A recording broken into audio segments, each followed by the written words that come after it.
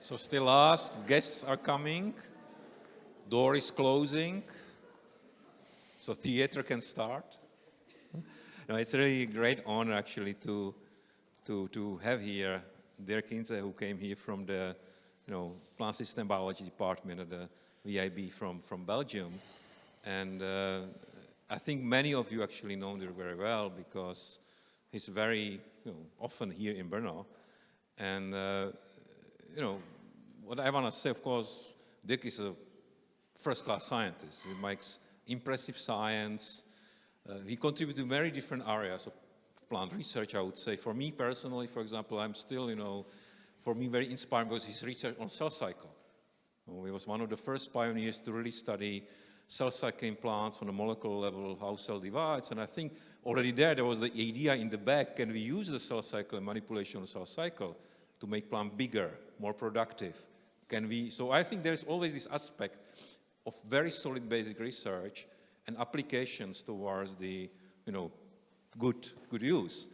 But it's just one aspect of Dirk's impressive career. I think he's also very successful, I would say, manager of science. I hope this is not, in this community, not the word which maybe, sounds strange, but he was very successfully guiding a very prestigious institute and helped to nucleate a big, one of the biggest agri-biotech clusters in Europe around. So we have company, we have very good, very tight ties to basically biotech industry there, or agri-tech industry. But also what's very important that, what I believe is actually for us most important, that I think Dirk has a vision beyond his lab.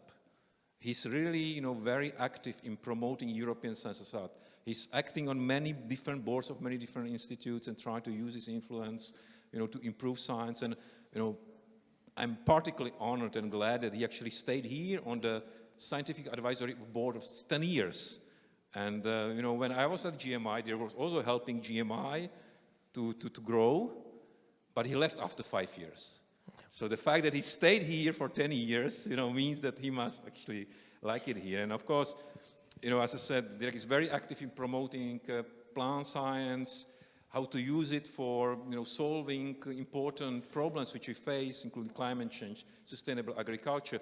You might know he's a big proponent on genome editing and really tries to shape European landscape that we can use this technology, and use it for good purpose. And so it's not surprising. He's also a recipient of many awards, including, I may mention the more exotic ones, World Agriculture Award, for example. Of course, he's a member of the American Society for Advanced, whatever, I can pronounce it. But many distinctions. But really for me, what's important is his contribution to science here in Brno. He was coming sometimes twice or 3 times a year, took his time, came here and helped us. And I think this is really what matters most for me, actually, personally. And I think for that, he fully deserves, the award which we call MENDEL Award. So Dirk, let me present you with the MENDEL Award for, of course, your contribution to science, but also to your contribution to Brno. Thank you very much. Yeah. Okay, you can Thank you, Karel, and thank you for this very nice words. Sorry for my voice because I have some problems with hay fever, and it turns out that the spring season is more advanced here than in Brno than it is in my place. So I lost a little bit of my voice. It's an honor to be here, and I think I've actually CITEC has been modeled towards actually of my institute, which started something like 5 years before actually CITEC. And many of the models actually to strive for excellence in science and to bring this to benefits of the society are actually implemented here in Brno as well. I think you can be extremely proud that actually the entire life science community is so much developed here. And I said today to some people, it's truly a lighthouse actually in Europe now for high quality research.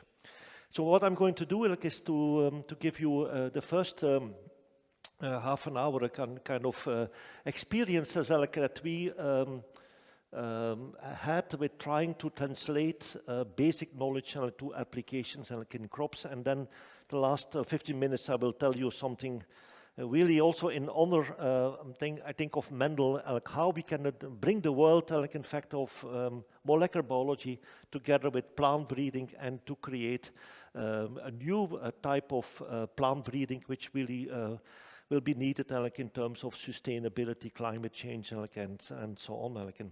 So maybe just one slide about my institute.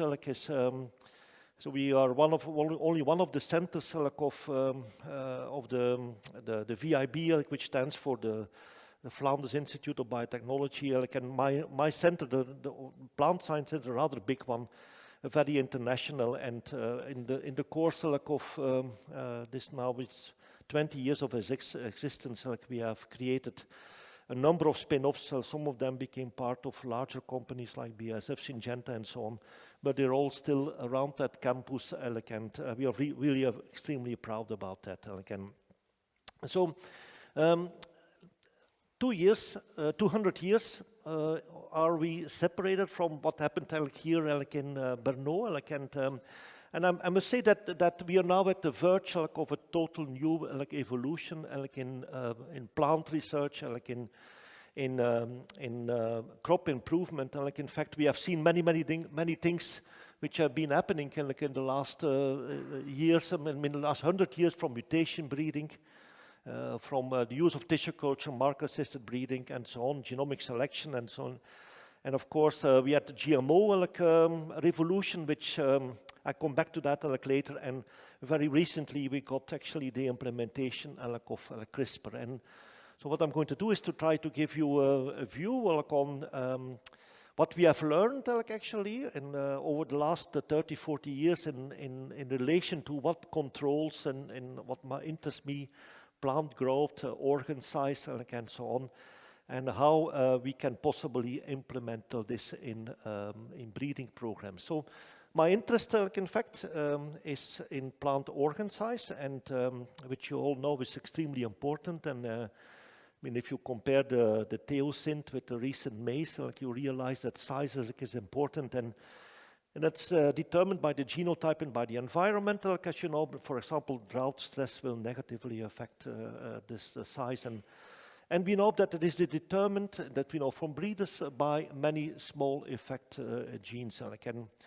So the last 15 years, what I've been trying to solve, and I will not give you the answer because it's far more complex that we know now, asking the question, what determines organ size? Why is a certain organ, think about a cob and corn or a leaf and so on, why is that bigger than actually that of another variety? And that's, and you might think, yeah, that's because development and so on, what is behind all that? And because we are studying this in two model systems, being Arabidopsis leaf development for obvious reason, and also in maize, and you will see a switch. We'll talk mostly about Arabidopsis, and because that's also the interest here, but then switch to application once in a while in maize. And obviously leaves. Why leaves? Yeah, we love leaves because they are, of course, important for mankind, and not only for supporting life on this planet, but also for eco-services and so on. So one of the things that you have to do is studying leaves, because it's maybe less obvious to do that than studying root development, which is much more easy to observe. We had to develop many different tools for this. Robotized mainly development systems, and I think we're very pleased that to be able to be pioneering this, and where we can measure actually in an automated way plant growth and under different conditions, and I'm not going to elaborate on that, but in fact, by really applying these technologies in addition to microscopic techniques, and I'm really making here a shortcut, is that we in fact we can look to leaf development like really from a cellular point. Let's start with that. And obviously, if you have to develop a leaf, you have to make an initial and a leaf initial at the flanks of the shoot apical meristem. Initially, you have cell division, and at a certain point of development, here in this picture, here I can maybe show this in this picture, cell division will start to cease, starting at the tip of the leaf, and the cells at the tip of the leaf start to expand, and then you have a phase in Arabidopsis where actually this front is more or less disappeared. There's still cell division is going on, but this is part of the stomatal development, the so-called meristemoids, which in the process of making stomata, they will produce cells, in fact, and that adds also to the number of cells in the leaf. And then finally, you have a phase. It's a little bit simple because you have a phase where you have cell expansion. So the approach that we took to understand what controls size is actually to look to various mutants and transgenes where size has been altered. In fact, we have been studying over the last 15 years more than 60 mutants, which were reported in the literature by own work, in fact, increases cell size. And this is, you can see here, all these plants were grown in the same conditions. This is a leaf series. These are two cotyledons, first, second, and so on. And you can, I don't have to convince you that these leaves are bigger than those of controls, in fact. So by looking to this, this case is all overexpression. For example, the brasinosteroid receptor under its own promoter, and this is a pyrophosphorylase in the tonoplasm membrane. By looking to this at the cellular level of all these mutants, this has all been published. In fact, we have been discovering, in fact, they are at least five different mechanisms that contribute to size. So we can actually see it already from this picture. Size, difference in size is not, and I choose these pictures for that reason, it's not equal. In some plants, all leaves all from the beginning are large. In some cases, it's appearing only later in development. But anyhow, if you look to what's happening, in fact, there are five mechanisms, and this one is the size of the leaf initial, and I'll come back to that in detail. The second one is the cell cycle duration. If you make more cells more rapidly during a certain developmental window, you have more cells. The timing of a transition from cell division to cell expansion. If you allow for cell division a longer time, automatically you have larger organs. The meristemoid activity, and finally the duration and the rate of cell expansion.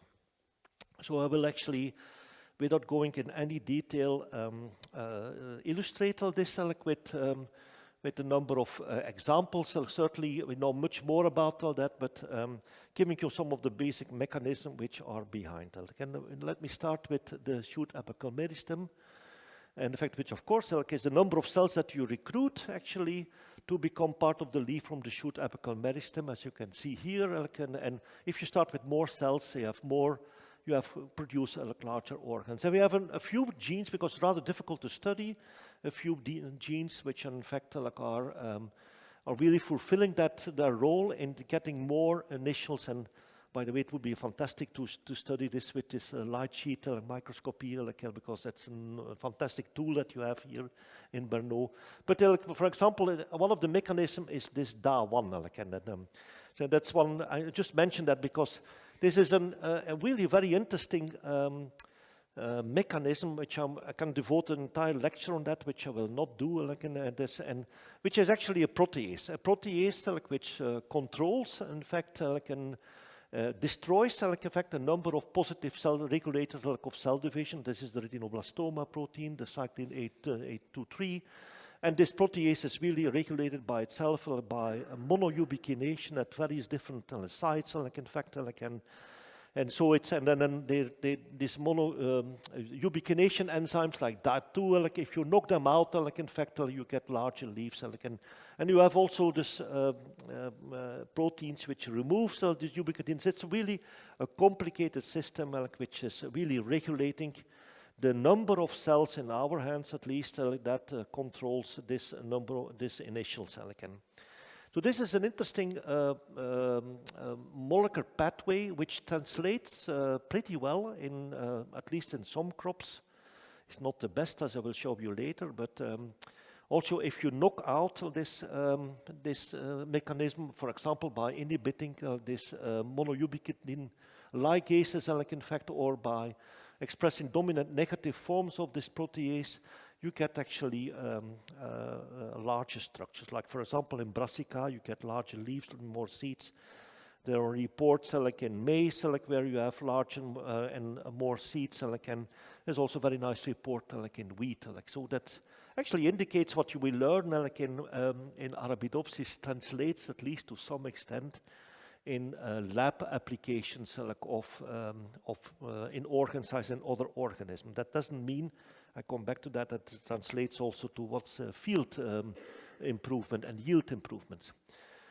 Another mechanism is the time needed to complete an entire cell cycle. We have a number of different inhibitors like here. I will not go into detail like here because that's going to get me too far like in fact, but we have a pretty good understanding of the cell cycle. Obviously, when you divide faster, you have more cells and larger organs. And so we have, for example, quite recently, like it's not yet published, like discovered like a series of proteins which interact with replication, pre-replication complex, in fact, which also really works very well to get larger structures. And there, I think, we have actually recently also obtained field rate data, but also that translates to some extent like in field application. For example, in soybean has been analyzed in Brazil, actually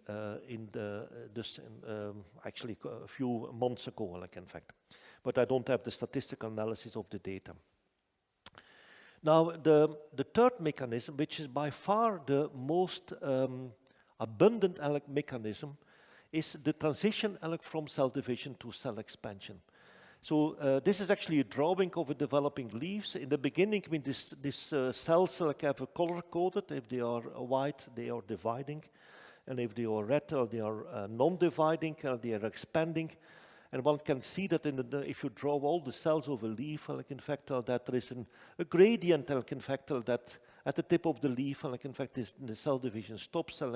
It's a kind of gradient which moves from a tip to basis level. If you keep on the division window longer open, you have more cells, and there are many genes actually fall in that category. And these are listed here. Those and always, sorry, I forgot to tell that, those always and in green, you have to overexpress to enhance the activity of the genes to have larger structures. When the genes are listed or marked in red, you have to actually mutate these genes. So they have many different mode of actions, and just to show you a few,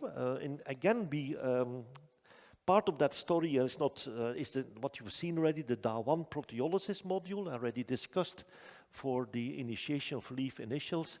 One which I will not discuss is the gibberellic acid DELA module, very well known for its contribution to the green revolution by making shorter wheat varieties, for example, and not come back to it, but this is, I think, well known to all plant scientists.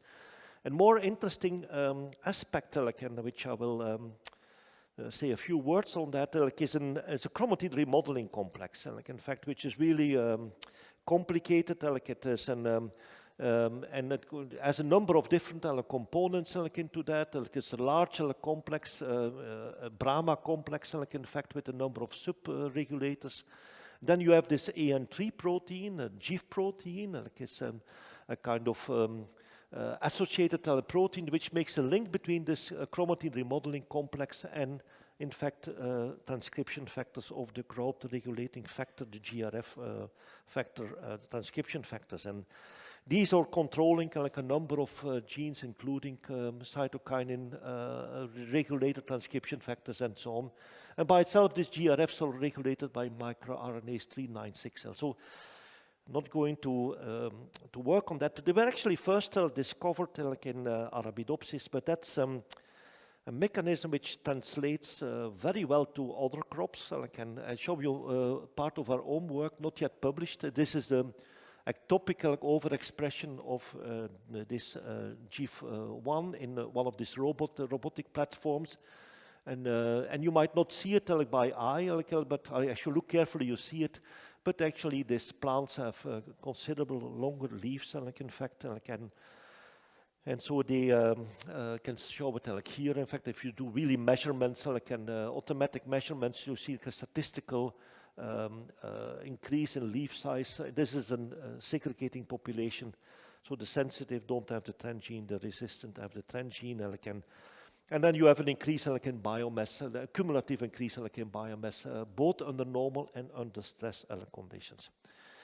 Now this already said that these GRFs are also regulated by microRNAs. That's also a very nice target for engineering, because it was shown by a group in Argentina. That in fact these microRNAs, when you actually make variants of the GRF which are not sensitive to the microRNA anymore, you get larger structures.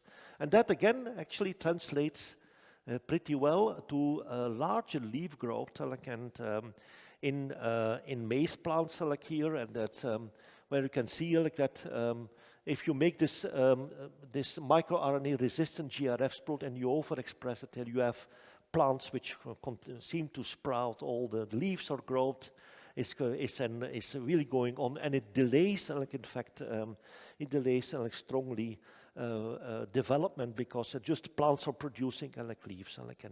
This phenotype you will see in a minute is actually very reminiscent to what you actually see with overexpression of another member of this cell division, cell expansion, transition regulator, and this is the clue, or also in maize known as a plastogron gene, where we worked on quite a long time. When you overexpress this protein very strongly, you get actually smaller structure because you have too much cell division. That is also actually a contribution of Michael Leonard when he discovered this mutant. But when you overexpress it mildly, in fact under his own promoter, you get larger structures. And this is already one bottleneck that we encountered, in fact, in engineering plants for larger structures, is that this expression of these genes have to be very controlled. And I'm going to show you this with this slide here, where you have here a wild type maize plants, and here we overexpress this clue plastogron under control of a constitutive promoter, which works very well in maize. And so it was very reminiscent to what I showed for the GRF. You see just plants, maize plants which produce only leaves. The leaves continue to grow. It's becoming almost a kind of ornamental plant. Only when you actually clone this particular gene under the control of a promoter, in fact, which is really weak and only expressed at the transition zone between cell division and expansion, you get actually larger structures, as you can see here. And this kind of really tuned expression, that turns out to be very important for economical performance. This is in fact it's a field trial with these plants done actually in Belgium and also in the US, 2 years, directly in hybrids, planting density 80,000 plants per hectare. And in fact, and actually if you look carefully, you can actually see here the transgenics and control, transgenics, control. As you see already by eye that these plants are doing actually much better.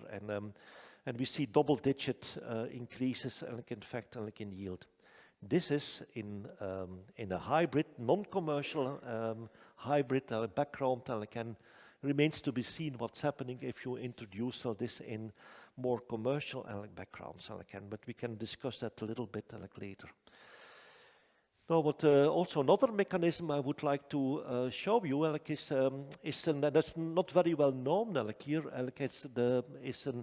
another protein is called Argos, was originally discovered in Arabidopsis as being involved in auxin signaling, but it turns out to be involved in ethylene signaling. And that also has a really important role in controlling size. It actually is an interact with ethylene receptors, in fact, and they're kind of desensitizing the plants for ethylene perception, so they become ethylene is a negative regulator of growth, and by attenuating this expression, in fact, you can actually make plants less sensitive to this negative regulator of growth. And so here again, we can, by overexpression of this particular protein now in maize, also not published, in fact, you can see that you can you increase, in fact, leaf size. Again, this can be done under a constitutive promoter. It works very well, and you get actually an increase in ear weight. These are still greenhouse experiments, and also both under well-watered and drought conditions. But you see, it's actually quite. It's almost a doubling. I mean, at least 50% or so increase in ear weight and also in tassel weight, under particularly even more pronounced under this drought stress conditions. So it's another, I mean, just indication that this mechanism is really important for controlling growth. Now, a fourth mechanism, which is really specific for dicots, and I find that certainly not occurring in Poaceae, is in fact the activity of the meristemoid. So for the production of new stomata, in fact, you need asymmetric divisions, and if you keep this process a little bit longer, you get actually additional epidermal cells. And we have been working very much on the complex regulating that so-called P-pot complex, which in fact, if you, there's a Columbia, if you knock it out here, or you emiRNA, because there are two genes, you're getting, maybe difficult to see here, but you get a kind of double phenotype. Leaves, in fact, are larger, maybe not clearly you see it here, but, sorry, but you can actually, on this slide, you can see that you have measured them actually larger, and there's also this kind of propeller phenotype, which we really don't understand very well. And then, in fact, this complex is also regulated by two interacting protein, KIX8 and KIX9. Individual knockouts, no phenotype. If you knock out both of them, you see again this kind of propeller phenotype and this enlarged leaves, in fact. So the complex regulates, actually inhibits, represses the activity of this asymmetric division, of meristemoid division. You get more cells, and it works like that. It's an interact cell with this P-pot protein here in blue. It interacts with transcription factors, certainly MIC3 and MIC4, possible others. And it actually, this by itself, by kind of bridge proteins, KIX8 and KIX9, interact with the topless protein as a kind of repressing complex. And this complex, by the way, is actually also controlled by an E3 ligase, which in effect destroys this complex. Is particularly most likely the P-pot component of that, and it's a repressor of the expression of certain cyclins and also this G1. This complex works also very well to translate into applications. And I can give you a couple of them. This is from colleagues all over the world, in fact, who worked on that. And here, for example, in Medicago, you see clearly that there is, if you knock out P-pot, you get larger seeds, larger plants, like in soybean, larger seeds, like in soybean. But you see it also in pea. I took this example because we are in the pea world of Bernot here. But you can actually see that it is knockout in the pea pot. You get larger seed pods. Like a kick is the same thing. This is homework in tomato with the microtom. And you can actually see that tomato plants actually becoming bigger. They flower somewhat later, but they make also much more fruit. And this was actually published quite recently. And it's a very important complex, but also this complex is actually regulated by an F-box protein, which we call SAP. It's a collaboration actually with Junhei Li in Beijing, and it destroys the complex, and you get also larger leaves, which are difficult to see here. But here again, there are many now applications. I just took a few of that here. So this was discovered, like, in fact, that the mutant, which has been described of actually living larger leaves, like in poplar, turns out to be a mutant in that, which overexpresses that subprotein. But in cucumber, like, you can actually also see that you have a clear increase, like in cucumber size, and there are actually many more examples of that that I will not discuss, like, here. Fifth mechanism is the cell expansion endoreduplication transition, like here, and that's where we really is quite spectacular. Where from this very small cells, like here in the young developing leaf, you get huge cells, like here, quite a number of proteins involved. I will not comment on that here because we haven't worked too much on that. Like on some of the sour proteins, we have some work, but also this work is continued by my collaborator Lieven de Veilder, who works on this mitotic endocycle transition, because this process is going hand in hand, at least in Arabidopsis, with endoreduplication and the amplification of DNA without cytokinesis. Now you would think, if you look to all this example, wow, this is all this Arabidopsis research which translates to applications like in crops, and we have done a fantastic job, like, and the answer is very disappointing. Actually, we haven't achieved anything at all, nothing at all. And the reason, I mean, why do I say that? Like, because although we have a very good understanding, like, of what's happening here, there's all these proteins. I discussed few of them. They working all on one way or another on the cell cycle, and the positive, negative regulators, like here.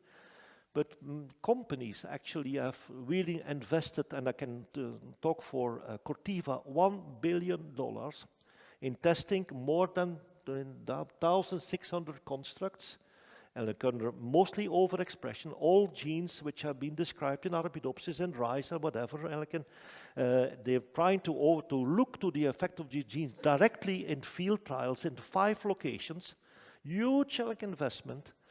And the result, is that there are a handful of genes which have some effects. Particularly, you see Argos here again. There's a couple of Argos proteins, and also this an ACC synthase here, but very few proteins. And I think the latest is that there may be one transgene coming out of this study which have any effect in the field on yield. So it's a very sobering message here, and I will give you the explanation of that. Well, particularly because plant growth in the field is very different from plants growing in the lab. We do experiments in a pot, which of course it's the plants work in the field, in the community. There is shade avoidance and so on, there is a strong interaction also with the growth regulatory network, with the genetic background. And I'm going to illustrate it, and there is very strong evidence for combinatorial effects, and I come back to that as well. This is obvious, I will not comment on that, but this, I'm going to have a couple of slides to illustrate all that. And it's actually also a kind of learning, in fact. So when you identify this group, this size controlling genes, and in fact everybody is very pleased, but you can ask the question, what happens if you move that gene in another genetic background? And this is the experiment which is done here. Part of that has already been published. In fact, this is just an enzyme. It's a GA20 oxidase. Produces more GA. It's a rate-limiting enzyme for GA biosynthesis. That more GA increases size. And if you look, this picture may be difficult to see, but in some ecotypes like this one, you see really the dramatic effect in this one as well. But you see that only in approximately 3/4 of the accession, you produce larger leaves. 25% of the accession, you don't see any effect at all. You don't respond, in fact, and also the strange observation that large accession are more responsive to the GA20 oxidase. We actually profiled all these plants by RNA sequencing, in fact, in many repeats. The interesting thing is that we see actually quite similar molecular patterns. For example, if you make too much cell plants with too much gibberellic acid, and triggers a kind of feedback mechanism to reduce actually this amount of gibberellic acid, like by inducing certain oxidases, which counteract this effect. So we see similar responses. Nevertheless, not all ecotypes respond. So not, at least not yet actually completely published with 2 other genes. Remember this PPOT mutant here. Here again, in fact, we did the same experiment. I show you the statistical data a little bit later.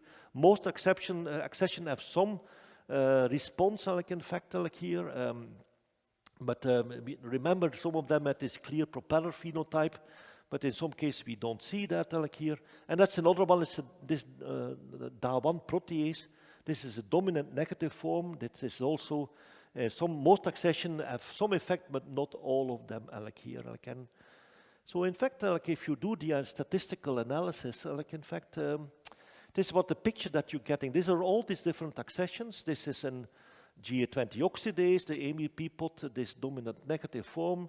You can actually see that if you look to the selected leaf area, that here, for example, this DA1 gives, if it is red, it means that it's more than 100. So it's more than an increase in size. Can you see that some accession, virtually nothing, in fact, well, some accession have 30% larger leaves, here. If you look to the rosette area, you get already a different picture. And you can see, actually, that there is no real pattern here. In fact, that some genes work very well in some backgrounds here, and that, but then not in other backgrounds. But then, if you take that background, this LER, for example, then you see that the DA1 works very well, and there is no real pattern. So you're introducing actually genes in a different genetic background, and that is a really very strong interaction with the genetic background. And when we would have made this analysis, for example, in this here this Shadara ecotype, we might have come up with a different network and a different view of what regulates leaf size than what we actually currently have done in this Columbia ecotype. And this is very well known to breeders. Breeders know that that the kind of expressivity of genes in a different background is actually different. And so that is something that we have to take into account if you deal with this complexity.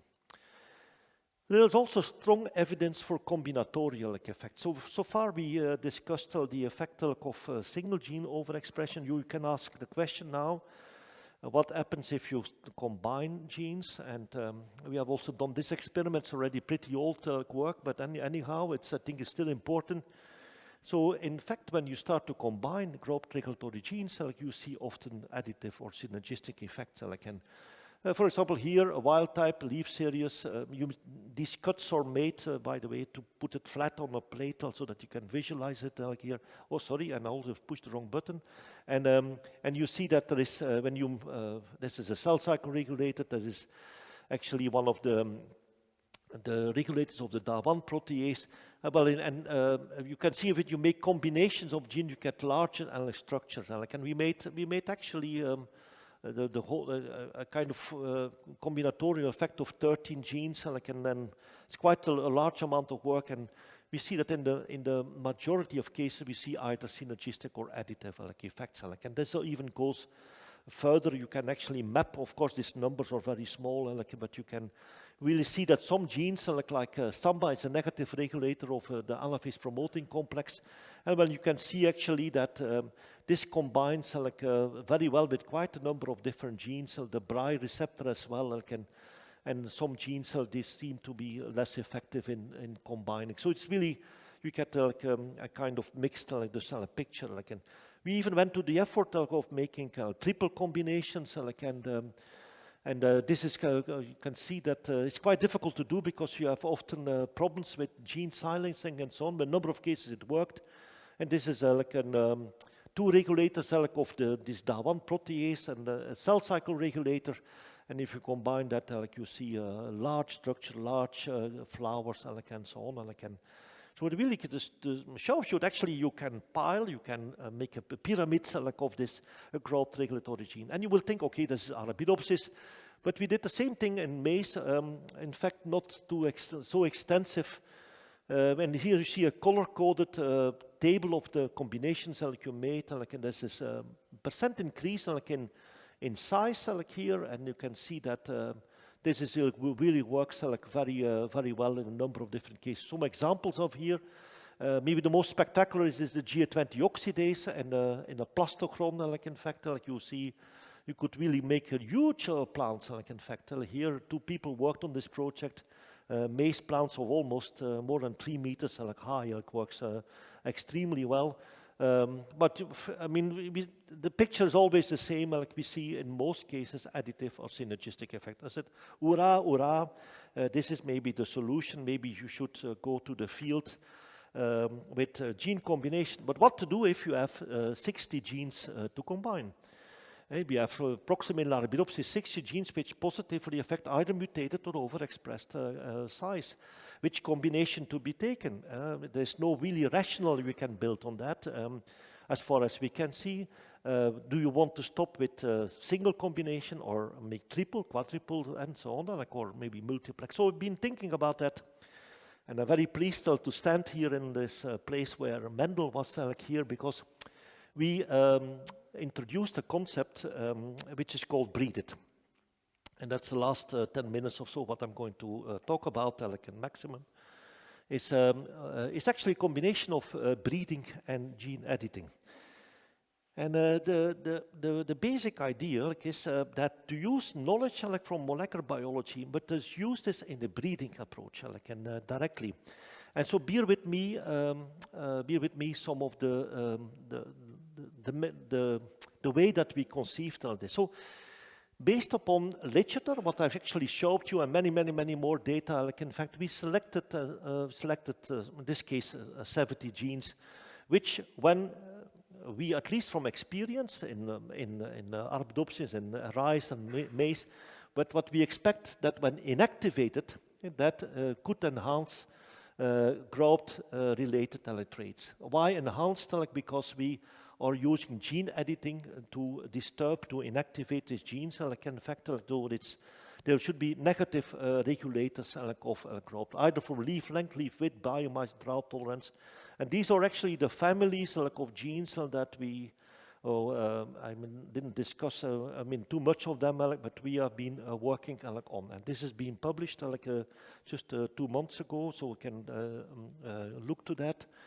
So, and then the next thing is once the genes were selected, there were some dropouts. We made primers for all these genes, which we allowed to multiplex amplicon sequencing to follow actually all these genes at once.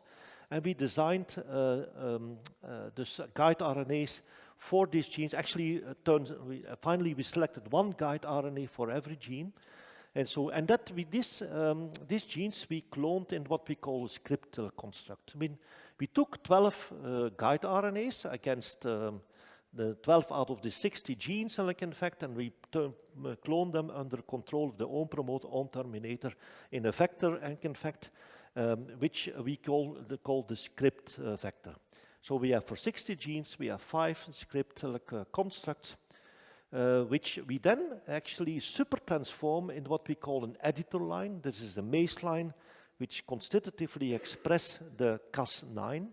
So nothing happens, these plants are completely normal, but when you combine this, of course, if you transform this construct in the editor, you start to get editing, so the next thing is, in fact, it's a process that is going on. The editing occurs with a certain efficiency, and once you have the T0, so primary transgenic, so each of these plants we can follow at any moment in time, actually what's happening to the gene. Is there been editing? What is the nature of that editing? We do this because we do multiplex amplicon sequencing for all the, and we sequence that. But you can actually start to, for example, take a plant with script 1, and we can select it, or we can cross it with a plant which has a different T0 plant with a different pattern of editing, and you can make new combination. In the meantime, the Cas also remains active. You're making new alleles all the time. Or you can actually combine mutations with script 1 together with mutation in script 2 or mutation in script 3 and so on, because it's simple by crossing. So once you have made these lines, this edit to script lines, you have a population where you get mutations actually, and mutations in pre-selected genes. It is the 60 genes which you can start to combine, and you can actually breed for certain phenotypes. You can breed, okay, I see suddenly a plant, hey, when I combine script 2 with script 3 and you select that and you look for the population, you can, this plant looks a little bigger, and what is the editing pattern in this plant? Okay, so it's phenotype and genotype by multiplex amplicon sequencing, and we identified the putative causative multiplex genome editing by that. And that works actually very well. In fact, most mutations occur in T0 and T1 generation, so that's very nice. So the Cas remains is a little bit less active in following generation. We find most of the time out of frame indels, because the Cas is often -1 mutations, although we find a larger one. And we actually very rapidly can saturate whole gene families. In fact, we could found from the 60 genes edited 59 with edits, and presumably one of them, spindle, turned out to be lethal. And you see actually here for script 4, you see most of the edits in the T0, but you find also edits in the new edits in the T1 and T2. It's actually a breeding population. So a little bit of results. We phenotype these plants on the phenotyping platforms.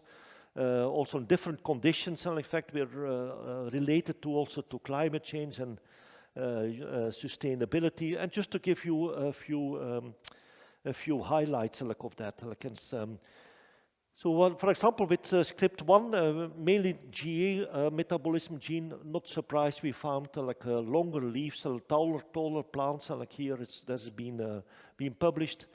Gene 2, script 2, in fact, were mainly genes involved in cytokine and oxidase activity. We also see actually, sorry for that, my thumb is too big. As you see actually also that this plant cell can be selected for having more drought tolerance here.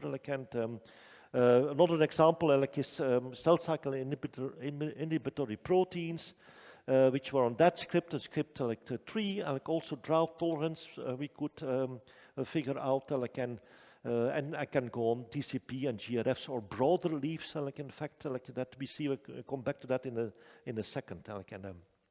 Now, so we see in our populations, actually, already with single script construct, we see already quite some phenotypes, and you can start to make this type of maps, in fact. And this is a map where you see association, because we sequence all these plants and we phenotype all these plants. Actually, thousands of plants now.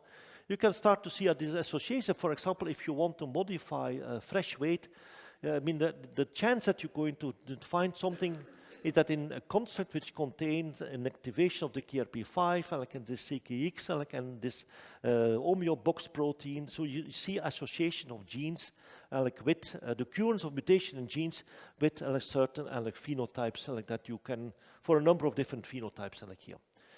Now, we're using now a breeding approach, in fact, we're using these plants, in fact, with this mutation to really, okay, we select plants with the best performing phenotypes with script 1, and we combine these plants with the best performing phenotypes of script 4, for example, and you make combinations to see which plants do better.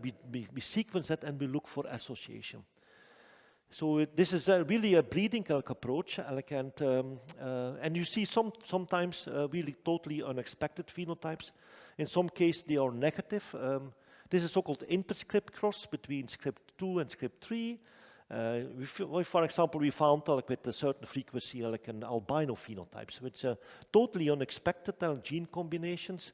But more interesting, in fact, that you see also combinations which are really interesting. Like, for example, this plant cell, they have much wider leaves, in fact, and we have this kind of semi-dwarf phenotype, which is really of large interest for the, let's say, the breeder community, because we want to have maize which is less high.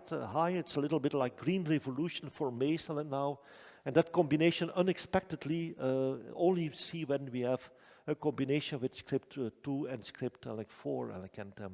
Plants with increased height were observed when you have S3 and S4. Only in that combination. You don't see that with script 3 or with script 4 alone anymore.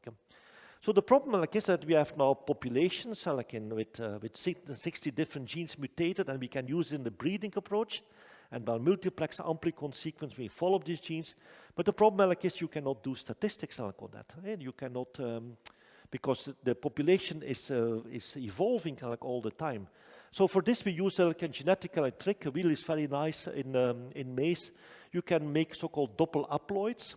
You can fix phenotypes. So this is if you have an heterozygote, you want what you actually want. You want to have a plant which is homozygous and fixed, so that fixed in a certain alleles, so you can really do statistically analysis. So for this we use a trick, an haploid inducer.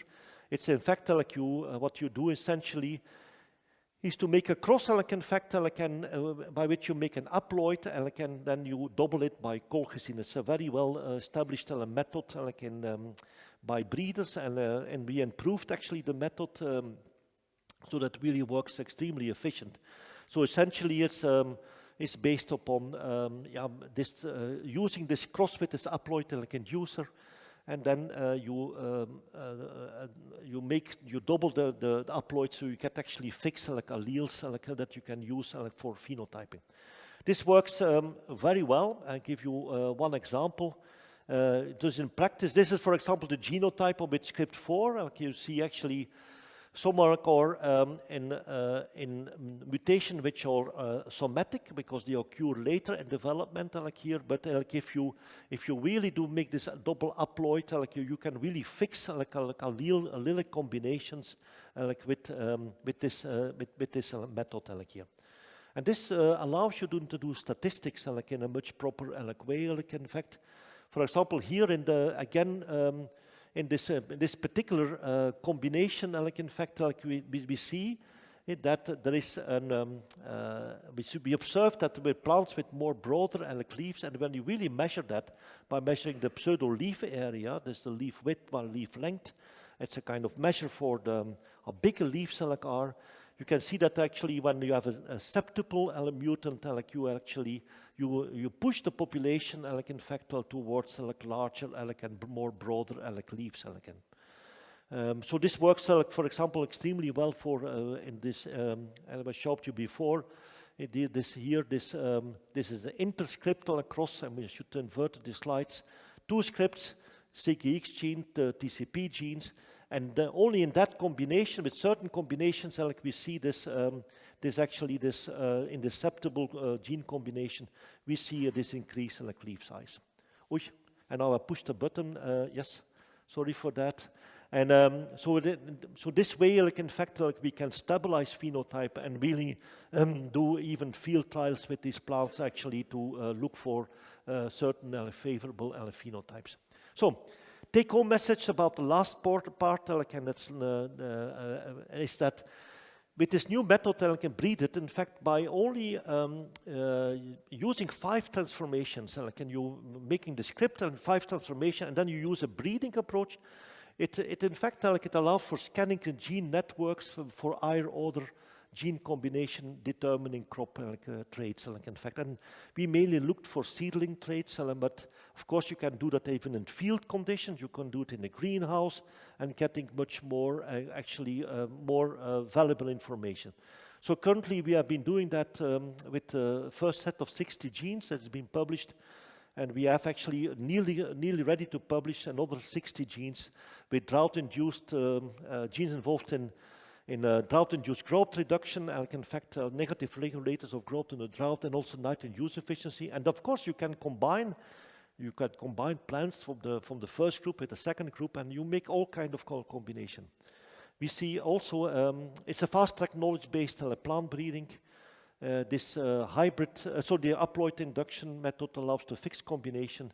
And we're now actually using artificial intelligence tools really to look for those causative genes and to predict how we should look for breeding, actually use the breeding material to really to get faster, interesting products. Very low technical hurdles because you need even perceptible and even a higher order. We have now up to 32 different mutants with higher order combinations. You need to do very few transformations. And of course, there are all kind of variants that you make in this. We're working also on using other Cas enzymes with Cas12, for example, promoter modifications, deleting boxes and base editing and so on. In fact, and with this, in fact, and already over time, I see, I would like to thank you for listening to my too many stories, and I hope I think personally that we now in an area where molecular biology is so much advanced now, but the fact that we can very fast sequence, we can use this kind of gene editing and this breeding technology where we can really bring knowledge on molecular biology to benefit of society. And it will be up to you, particularly the very young audience, to realize all that. I think we have an important role to play, and with this, I'm not going to really name you all the people involved, maybe except Ilde Nelissen, which is the co-PI of my group, and in fact, and just thank you for listening to me. Thank you.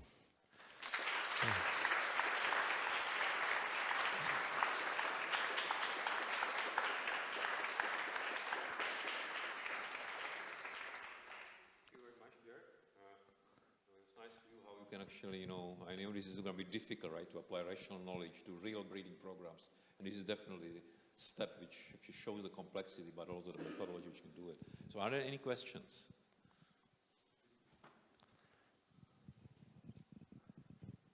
Well, I might ask actually then first. There's a question there.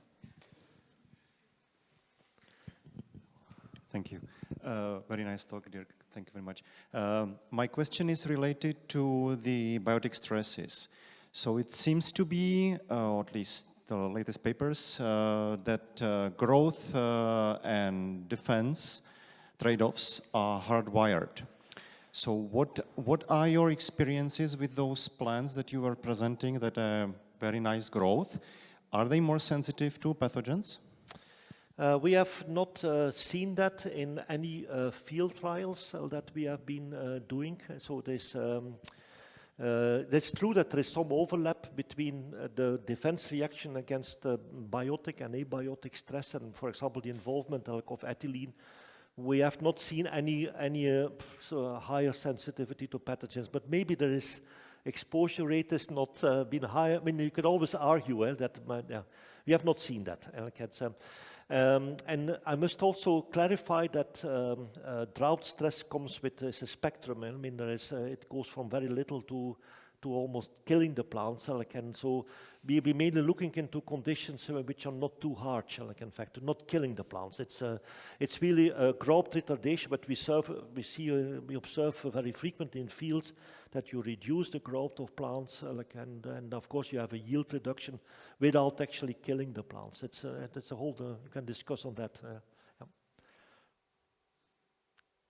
So actually I'm curious, there was centuries of breeding, and people were basically selecting for these traits.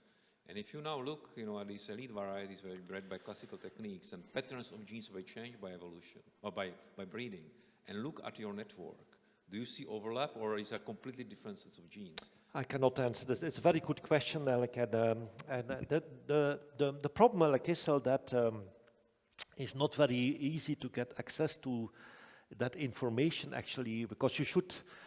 In fact, there is in China they have been breeding rice for a very long time, and the nice thing is that they have kept in fact over 50, 60 years of breeding all the intermediates, and then there you can trace actually what breeding has been selecting for. But the problem is the complexity is so high because you have chromosome, it's all recombination.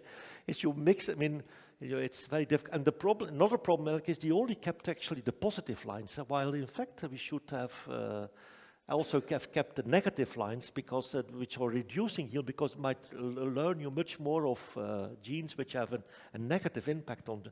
So it's very difficult to answer that question, and it's almost impossible, I would say. And if you give you some networks which are now generating, you see better that maybe some mutations or some complexes come more often in combination which is productive than the others. Yes, but that's for sure. I mean, there are certain of these complexes which translate extremely well, and that's across all plants that has been analyzed. I think about the Green Revolution, the path with Della, the GA, and so on. While others really seem to be much more restricted to certain varieties, certain species, and so on. It's still very poorly understood, I must say, and it's difficult to figure out. So one of the problems is that much of this network building and so on and gene discovery has also been driven by RNA sequencing, which of course people take a whole leaf and they put it in a blender and then you try to learn something from it, which is maybe not the right way to doing that. But so I hope that maybe I'm talking too much. But so one of the questions that we asked in this, maybe we can quickly go back here. It's that this kind of network here that I showed you, this one. You could ask the question: could you predict that by just looking to the transcriptome? And the answer is no. Because it's, and that's for the simple reason that we just are not detailed and not enough looking to these pathways. Now with single cell sequencing, it will be different, and we hope that we will be able to look by single cell deep sequencing also from these lines with these multiple mutations, that we will be able to get some predictability of that as well. Yeah.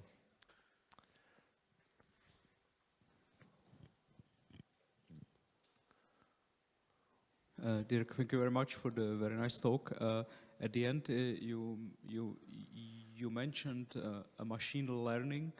I'm wondering, it seems like with the breeded system, you are really collecting pretty high-dimensional data sets, where the patterns might be not so obvious even to experts. So are these can these kind of combinations of editing and breeding be designed in such a way to collect the data sets which could be used to train a network to understand or predict the association between the genotype, phenotype, and environment, essentially? Yeah, that's essentially the whole purpose behind it. I mean, the technique is very well known to breeders, where they have this genomic selection, where there's predictive power in which crosses to be made, in order to prove the best possible way that certain gene combinations actually give you an effect. That's the whole purpose of that. And with all fairness, I have a brilliant postdoc working on that. When we talk, he talks a different language than I do, and I have to trust him that he's doing the right stuff. He is collaborating with somebody of the bioengineers with an artificial intelligence background. But I mean, I don't understand the language. Sorry. And it is a fair answer. I'm too old for that. Yeah. Okay. Any further questions? Nobody anymore. If it was clear, then thank you very much. Thank you.